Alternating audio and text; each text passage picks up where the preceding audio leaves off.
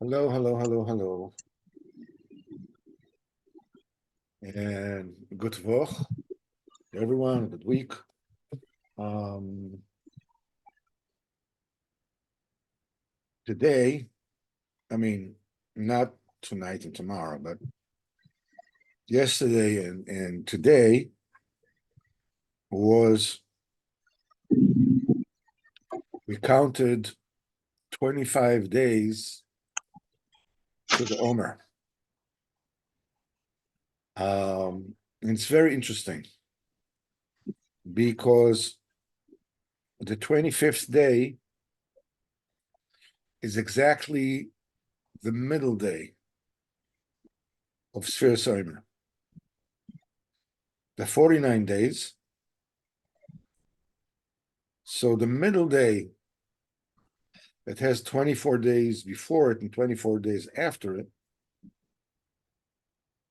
is the 25th day of the Omer.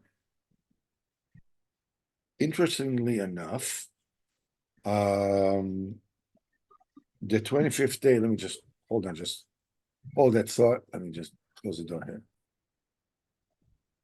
So as I said, that the 25th day of the Omer is the middle day of the Omer. And it is for us something which is significant. The reason why it is significant, it's the middle day of the Omer, is because it is the sphere of Netzach, the Netzach. That is the middle sphere of all the Midos. And we know that Netzach, the Netzach, is the sphere of Rabbeinu HaKodesh, Rabbi Nachman of Breslov. It's said about itself, Nitzachti v'anatzeach. I have won and I will win. Which is Netzach the Netzach. It's important to understand Bechlal, what's this inyan of Netzach v'hod, Netzach Bechlal, Netzach v'hod. See the Sefirot are built like triangles, one on top of the other. You have at the very top, you have Chokhmah Bina Das, wisdom, comprehension, and the knowledge. Beneath them, which is the head. Beneath there, you have the body, which is Chesed, Gvura, and Tiferes. Chesed being the right hand, Gvura being the left hand, and Tiferes being the body.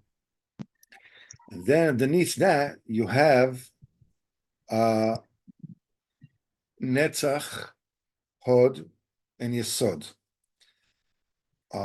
which are the legs and the lower appendages. And then you have the recipient, which is the Malchus.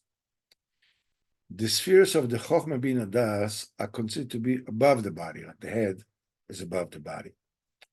The Chesed, Gvura, Tiferes are considered the body. And this is the spheres of Avraham, Yitzchak, and Yaakov.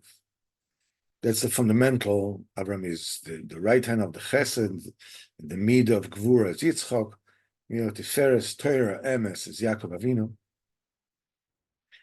The legs, the Netzach Hod Yesod, is called the Nehi. Sometimes called the Nehim, together with the Malchus, Netzach Hod Yesod Malchut, are considered to be they are the servants of the body. They are the thing that enables the body to be ambulatory, to be, to move from one place to the other, the two legs.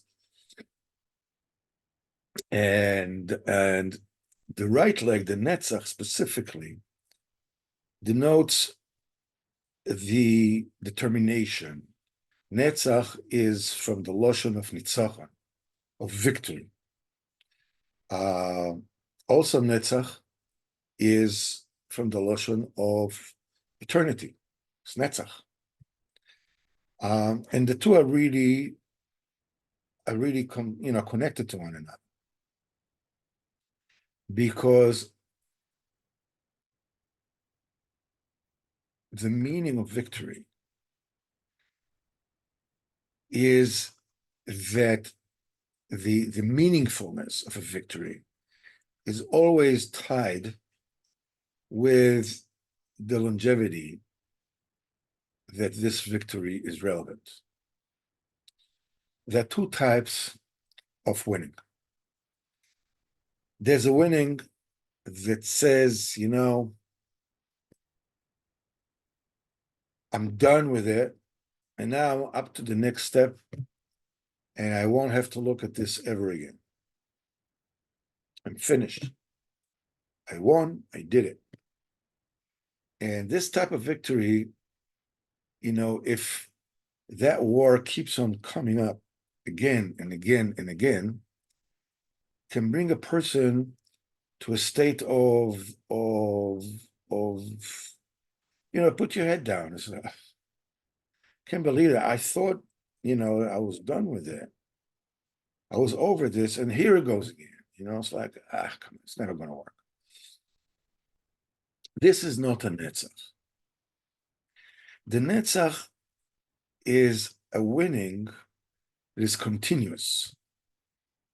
It's a continuous winning, and the winning sometimes is by you have won that particular battle.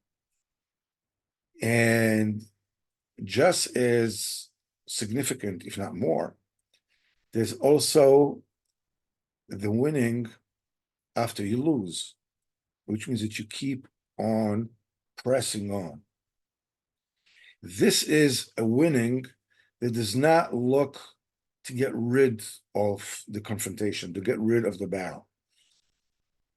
A termination, that's what they call in Americanism, they call it stick-to-itiveness. It's a being locked in kind of termination that you never say die. In other words, you keep on keeping on. And in fact, it's not about, a knockout. It's not about a home run. It's about keeping on, keeping on. This is the very essence of Netzach Yisrael Lo Yishaker. Netzach Yisrael means the victory of Am Yisrael. It's Lo Yishaker because Emes Tikon La'ad. Emes, Netzach Yisrael, the eternity of Israel, the victory of Israel, will not lie. Lo Yishaker. Because Emes, Leshon Emes Tikon La'ad. The language of truth will remain so forever. Sof Dvorcha Emes. The end of your speech, HaKadosh Baruch Hu, is Emes. Emes means that you win on a forever basis. You're not you don't try to get rid of the battle. You're engaging with whatever comes your way, because this is who you are as Israel. This is typified with Netzach the Netzach.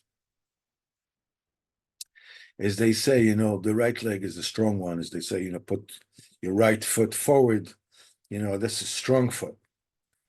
That is this determination. Rabbeinu signifies, and in fact, he embodies that state of mind, not only by him, but by all those who are close to him, to look at victory and winning from an eternal perspective. It's not the here and now, okay, I got rid of it. And now we have two parts, half of the year. We have Tishrei and we have Nisan. They're both Rosh Hashanahs. From Nisan is the physical Rosh Hashanah. The world was born. That's why the Tikkun takes 7 weeks. Rosh Hashanah is the Tikkun Beruchnius, is the Tikkun, of the world and in the spiritual level. That's why the tikkun takes 7 days.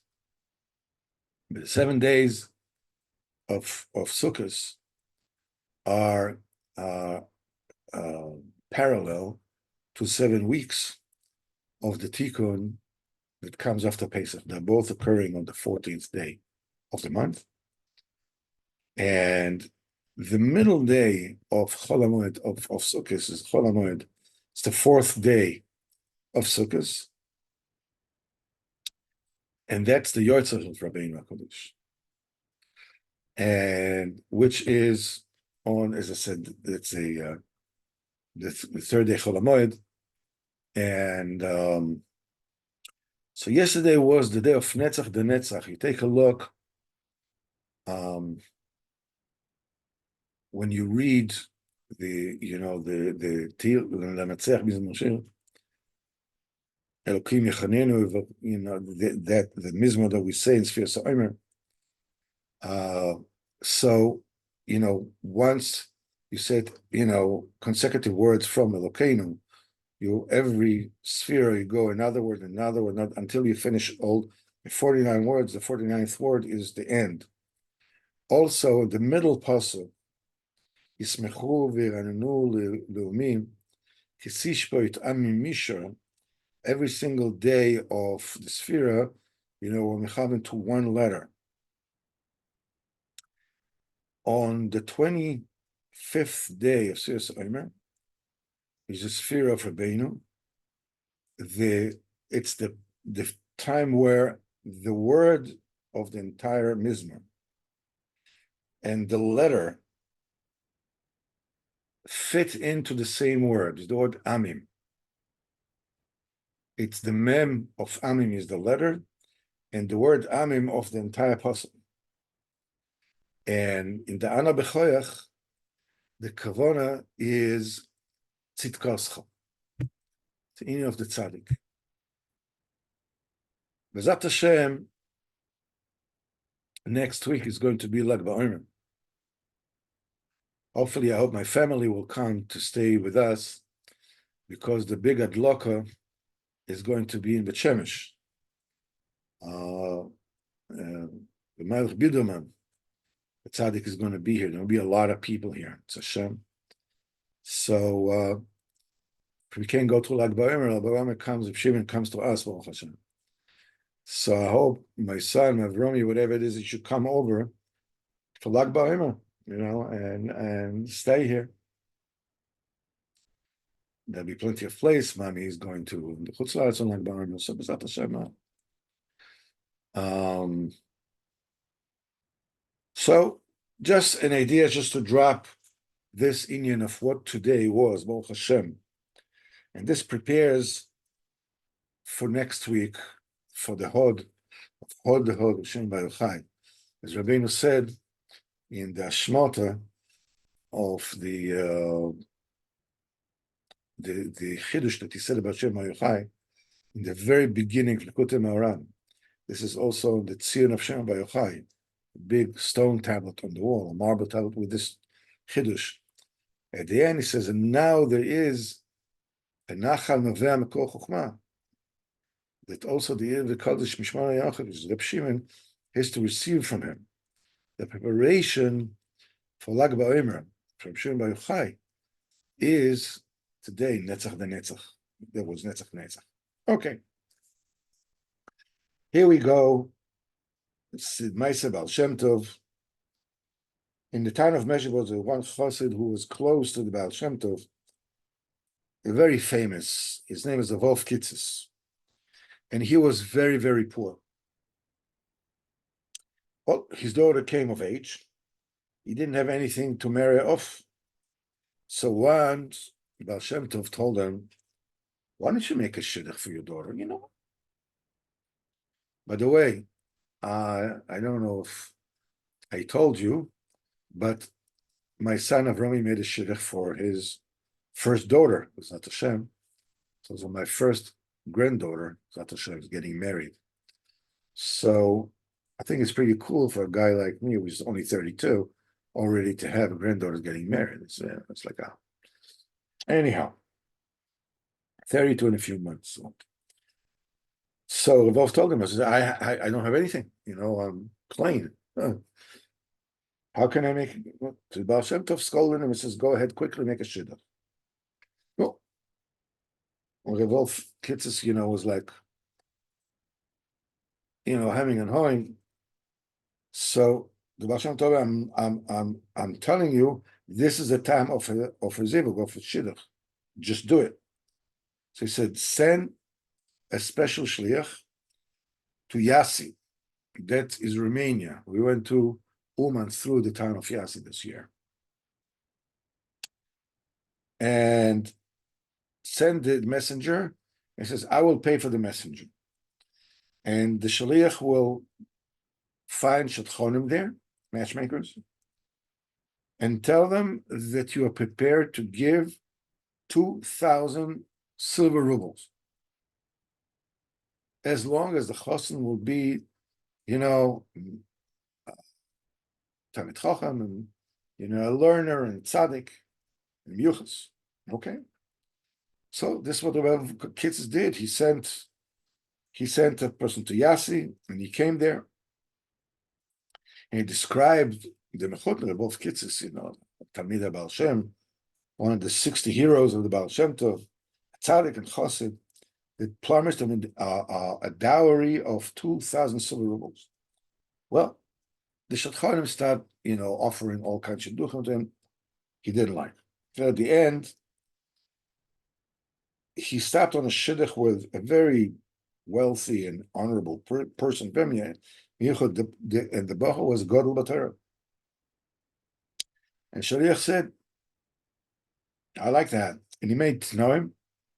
And in the Tnoim, he said the Mechutin has to give 2,000 silver rubles as a nedunya, as a dowry. The Shliach came back, told Wolf and everything, and Wolf liked the shidduch a lot. But he went to Baal Shem Tov all broken and says, 2,000 rubles, silver rubles. He says, what can I do? Baal Shem Tov told him, Mazel Tov. Don't worry about it. B'ezrat Hashem, because Baruch Hu will help you be able to pay to give this nedunya. A few weeks from the writing of the Tanaim, Rav got a letter from his Mechutin, amazed. How come, he didn't send any present for the Chosin, they give watches, really fancy watches, and all kinds of bread moon. Nothing. They both took the letter, went to the Baal Shem Tov and showed it to him. So the Baal Shem Tov said, don't worry about it. Your Yeshua is going to come close. A few more weeks, the Mechutin writes again why he's not sending any present for the Chosin. The Mechutin saw that he's not getting any answers. Then he wrote another letter, and this time, like a rich person knows, when he wants to be firm, he can be firm. And he said that if he's not receiving any answers, he is going to reject the Tnoim, he's going to give it back to him, he's calling the whole thing off. When both kids go to the Baal Shem Tov, shows him the letter. So Baal Shem Tov says, write to your Mechutin, that the father of the Chosin, to come here for the time of the wedding and bring the Chosin with him. In Mitzvah Shem, everything will be ready, both the dowry and presents for the Chosin. So, both kitzes, Talmud the Baal Shem Tov, writes the letter, sends it out. He was, so being that he was so famous, so his Mechutin, trusted his words, started, preparing for the marriage of his son. And it came close to the date. So Avov Kitzis went to the Baal Shem Tov. Shem Tov told him, write the Mechutin, they should come to the village. I don't know if this measurable or not. 3 days before the Chasana time, because he wants to rejoice with them a few days before the Chasana. And he got a letter from his Mechutin. His entire family are traveling for the Chasam. The Wolf showed the Baal Shem Tov the letter again. And as he's walking to the Baal Shem, he finds a person, and that person asks him, where does the Baal Shem Tov live? The Wolf told him, I'm also going to Baal Shem Tov, let's go together. They came to Baal Shem Tov. Baal Shem Tov gave a Shalom Aleichem to this guest, and he said, I want to tell you a story.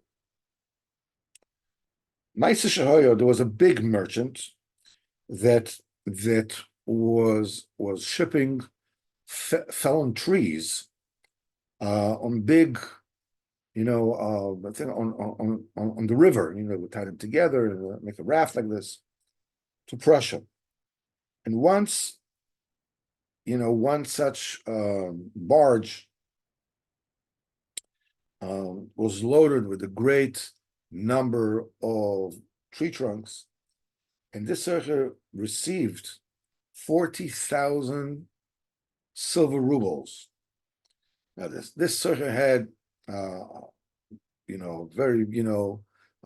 BMW carriage with good horses, and the Goyish driver, when he was driving back from Prussia with the money, he came to one forest, and it was a very, very long travel, and the Sichos fell asleep. The driver turned the carriage off the road in the middle of the forest, woke up the Sichos, and told him to give over all the money that he has. He took an axe and said, okay, now it's time for you to give over all the money. So the Sichos was scared, and he said, he started begging, so at least leave me half the money. The driver said, either you give over all the money or I take all the money. We'll kill him. Well, the Sichos said that, this is it. So he gave him all the money, all the 40, and just as long as it keeps him alive. When the driver got the money, he says, how can I leave you alive? You'll tell this to other people. I have to kill him. So the Sichos begged him. And he says, prepare yourself, because he's going to kill him. So the Sichos said, at least let him say a vidui. And so then, the Goyim, they also do that. This is fine. So he tied him to a tree and let him say vidui. And the Sichos started saying vidui, shtapches nefesh. He was crying. And he begged, if I'm going to be saved now from the hands of this killer, I'm going to give a meiser from all this money to tzedakah. And sure enough, almost immediately came the forest ranger. He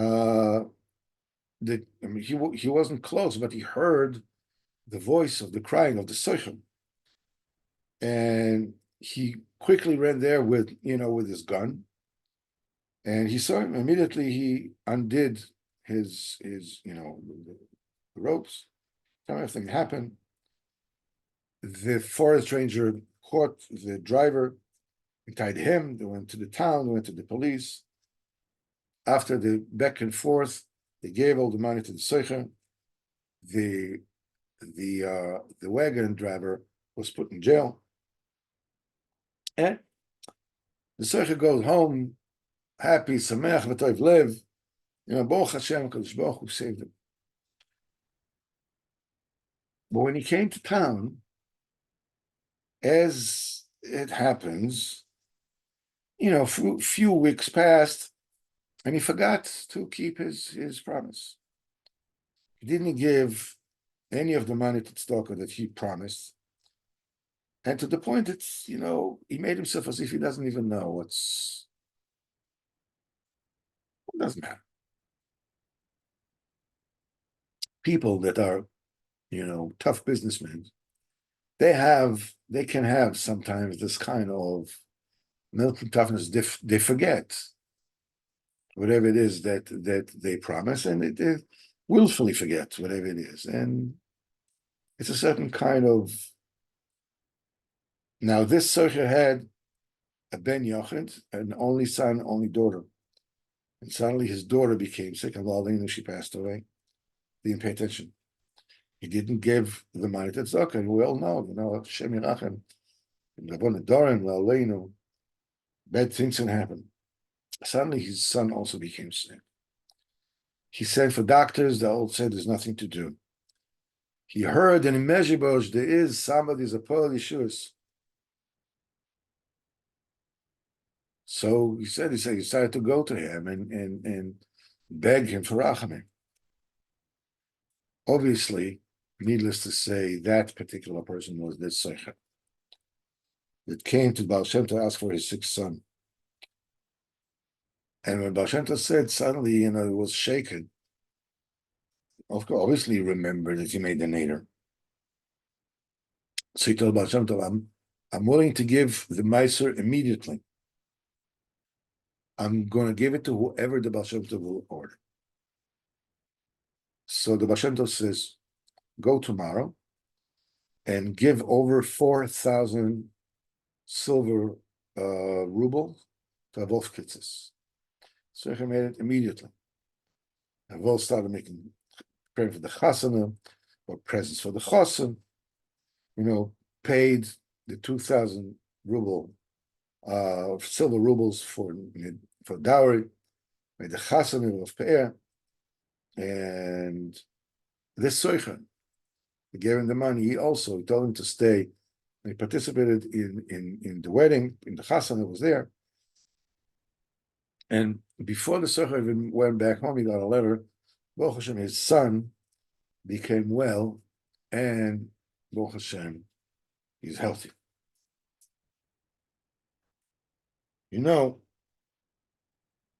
It's amazing how befitting this story is to this week's parsha, the one that we just Parshas Emor.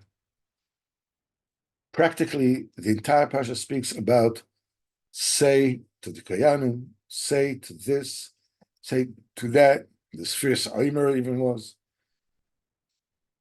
even of Dorim, of when a person makes a vow, the koyach of the dibur. Rabbeinu says that the dibur is something. Obviously, you need to. The Meisadik, you have to make things happen. But the dibur is incredibly powerful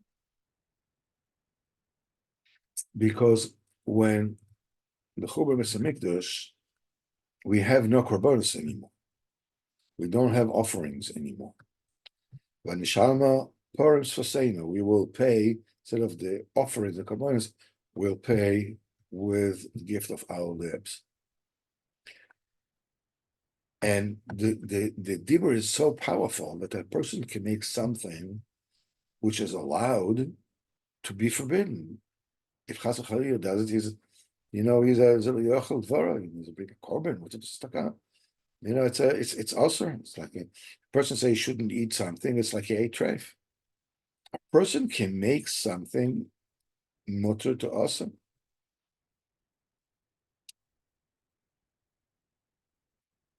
The Maisa, the lesson for us of Rabbeinu, who's the Netzach, which means the right leg, which means putting the right foot forward, and being persistent, meaning winning on an eternal basis, which means you keep on keeping on. You're winning not in order to get it over with, but in order to keep on keeping on.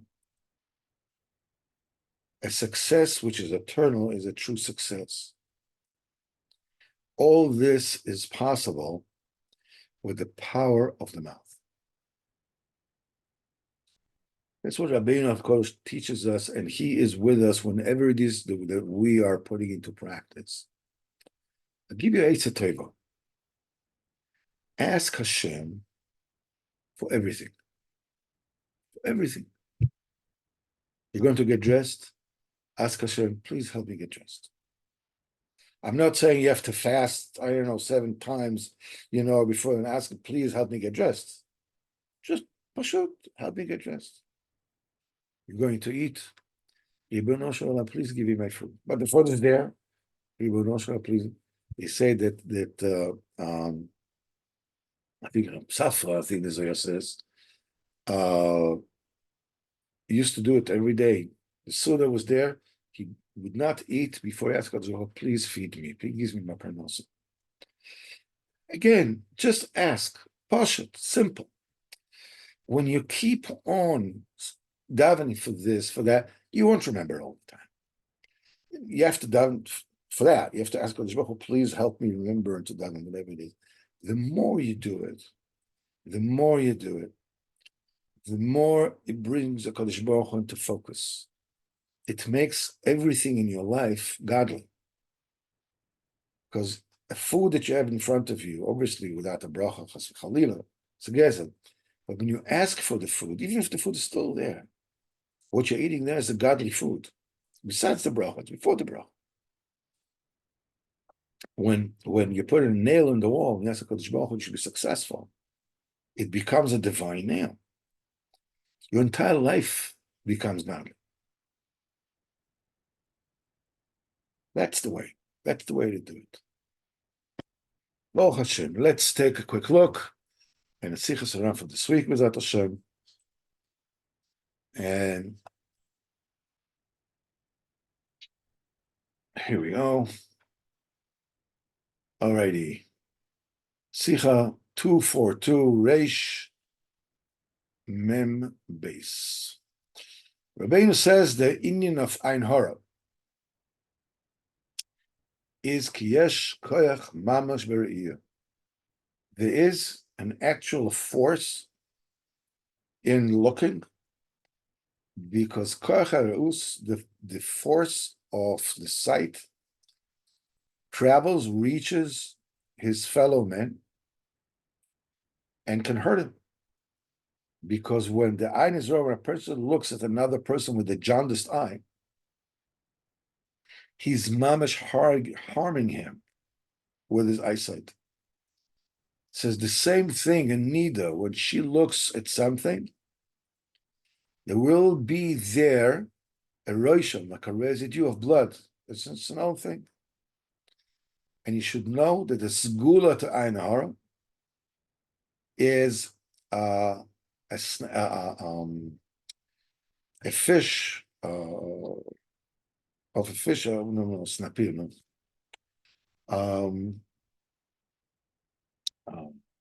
Of a fish, Shem, but I think it probably means that it's a smoked of a fish, because snapir, which is no avomi, no maze snapir in English.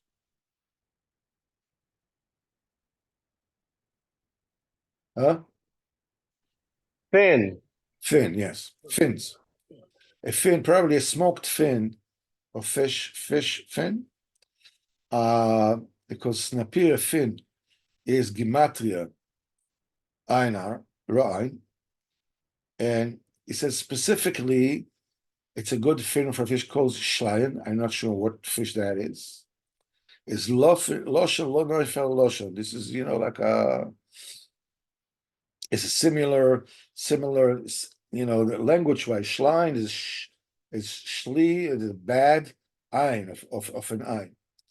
I also heard from Abin as well that it's a different another nusach to take such a fin and put it, hang it on a person or a baby that is used to sometimes have Ein Hara, and that they will hang on this fin upon him and he will be saved. And he also said then that Ein Hara, the root of Ein Hara, comes from the 400 men that went together with Esav to fight with Yaakov. As it is said in Bereshis, there are 400 men with them. It is said that they went to put Ein Hara chas v'chalila on the Machnef Yaakov Avinu. And Snapir, the gematria is 400, which is the number of Ra'ain, which is also 400. Mamash. All this is vis-a-vis the 400 men of Esav. The Ein Hara comes from them. That's why Snapir is 400, saves from that. And Rameno mentioned a few other things that, altogether the Gematria comes out to 400, which is also shaykh to that. What I want to mention regarding this, besides the fact the person should be very careful not to look with jaundiced eye at other people, because it actually hurts them. You know about Rabbeinu himself, one of the three things they say about Rabbeinu, that when Rabbeinu looked at the person, even if the person was walking away, he didn't realize that Rabbeinu was looking at him. He would feel and he would turn around. His eyesight was palpable. The power of his eyesight was palpable. Then he says the segula for a woman that the menstrual cycle is like out of whack, that she should drink wine, that a true tzaddik looked at it. The power of eyesight is very, very strong. L'maisa, the thing that we can take out of it,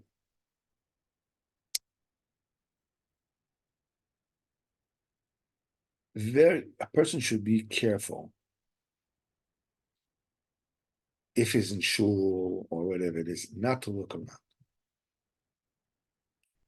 Because when a person looks around and suddenly sees someone that,